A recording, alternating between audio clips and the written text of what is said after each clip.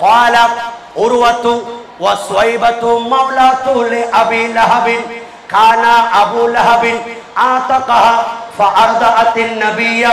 সবাই পড়েন সাল্লাল্লাহু আলাইহি ওয়াসাল্লাম।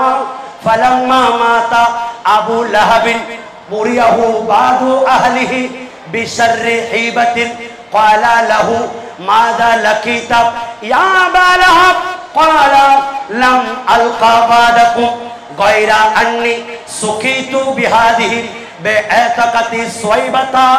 আল্লাহর নবী রাহমাতুল লিল আলামিন ইমামুল আম্বিয়া সরওয়ারে কাওন মাকাম, কত বড় মায়া মোহাব্বত উম্মতের প্রতি আল্লাহর নবীর ঈদে মিলাদুন নবী করা, এটা কত বড় মাহাত্ম্যপূর্ণ। আবু লাহাব যে সারা জীবন আল্লাহর নবী রাহমাতুল লিল আলামিনকে কষ্ট দিয়েছে, এই কট্টর কাফির আল্লাহর 30 পারা কোরআনের মধ্যে একটা মাত্র সূরা আল্লাহ নাজিল করেছেন আবু লাহাব এবং তার স্ত্রী তার পরিবারের বিরুদ্ধে। নাউজুবিল্লাহ।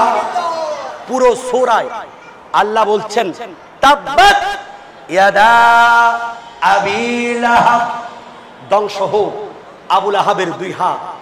আল্লাহ লানত দিয়েছে এমন একজন আবু লাহাব যার ব্যাপারে আল্লাহর কোরআন যার বিরুদ্ধে চলে গেছে, সে আবু লাহাব।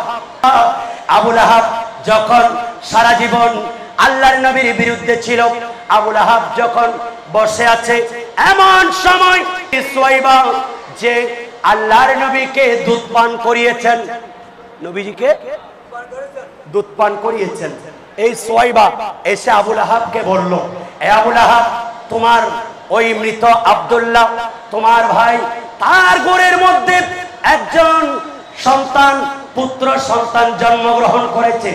এই সুসংবাদ দেওয়ার সাথে সাথে সুয়াইবাকে আবু লাহাব এভাবে ইশারা করলো, আমি তোমাকে আজকে থেকে আযাদ করে দিলাম।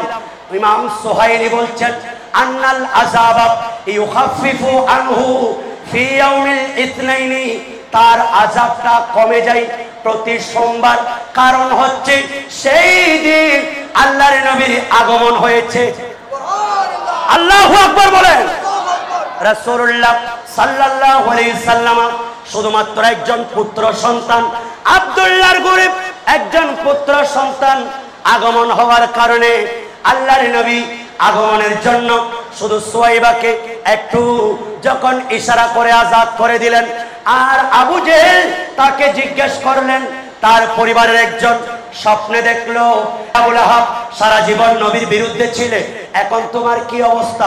বলেন আমি তোমার কাছ থেকে আসার পর আমার একটা দিনও ভালো নাই, তবে আমি প্রতি সোমবার যখন আসেন আমি এই আঙ্গুলগুলি দিয়ে আল্লাহর রহমত পাই, আল্লাহর নিয়ামত পাই, জান্নাতি মধু পাই, সেই মধুগুলি আমি চুষে চুষে আমার বাকি 6 দিনের আযাবগুলি আমি ভুলে যেতে থাকি।